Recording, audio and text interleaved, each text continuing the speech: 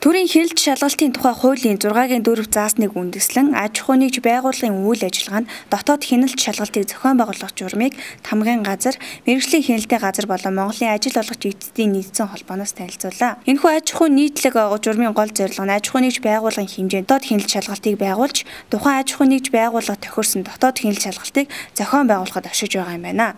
Энэ журмын гол ач холбогдол нь компаниудын нийгмийн харилцагыг өндөржүүлэх гэдэг.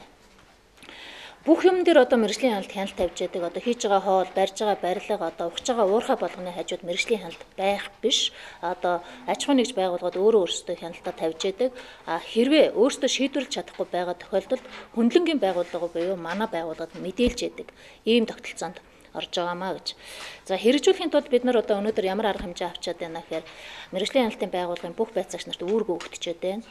Бүх байцаагч нар өөрөөсдийнхээ чиглэлийн сургууль бол сургууль, цэцэрлэг бол цэцэрлэг, уурхай бол уурхайд албан шаардлагууд өгөгдөж байна.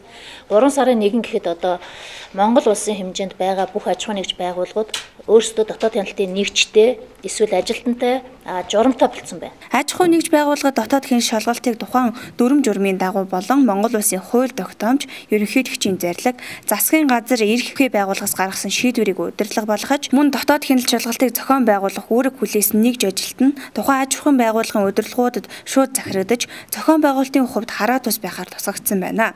Тэгэхээр энэ дотоод хяналтын журмыг хэрэгжүүлэх үүрэг бол 3 сарын 1 хүртэл ямар ч байсан аж ахуй нэгж байгууллага дээр зохион байгуулагдах нь. Тэгэхээр аж ахуй нэгж байгууллагын эзэн болон өөрийнхөө компани дээр энэ аж ахуй нэгж байгууллагын үйл ажиллагааны дотоод хяналтын журмыг яаж хэрэгжүүлэх вэ гэдгийг авч үзэж судлаач. Том компаниуд бол хэлнээс засаг байгуулах юм байна. Жижиг компаниуд бол хариуцсан хүнээ томилох юм байна. Тэгээд тэр хүний хүрээнд бол хийх хяналтынхаа үйл ажиллагааны үүрэг функцийг гаргаад бэлдэх юм байна. Ингээд энэний дараагаар бол мэргэжлийн хяналтын газар манай хоёр хамтраад энэ дотоод хяналтыг хариуцсан хүмүүсээ чинь сургая. Дотоод хяналтын дүрм журм болж гэнэ үгүй юу? Энэ дээр зөвлөгөө хууль ажиллагааг бид нар хамтарч хэрэгжүүлэхээр ингээд төлөвлөд байна.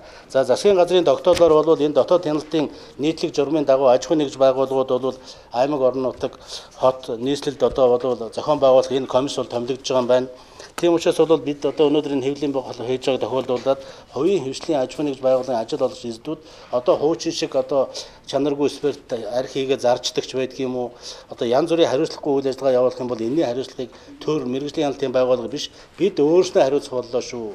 Бид дотоод хяналтаа хийж чадсан уу? Энэ нийтлэг журмаа тогтоож чадсан уу? Энэ маань хэр мөрж гэнэ гэдэг дээр эхэлж асуугдах боллоо гэдгийг ойлгоосоо ингэж хүсэж байгаа. Тийм учраас манай өнгөрсөн оны ямар тач аж ахуй нэгж байгууллагын үйл ажиллагаа дотоод хяналт тавих ажилтнууд тухайн байгууллагын үйл ажиллагааны чиглэлээр мэргэжил боловсрал эзэмссэн ажлын дадлага туршлагатай байх шаардлагыг тавиад байгаа юм а. Аж ахуй нэгж байгууллагад дотоод хяналт нэвтэрснээс аж ахуй нэгжийн нийгмийн хариуцлага нэмэгдэх давуу талтай юм а.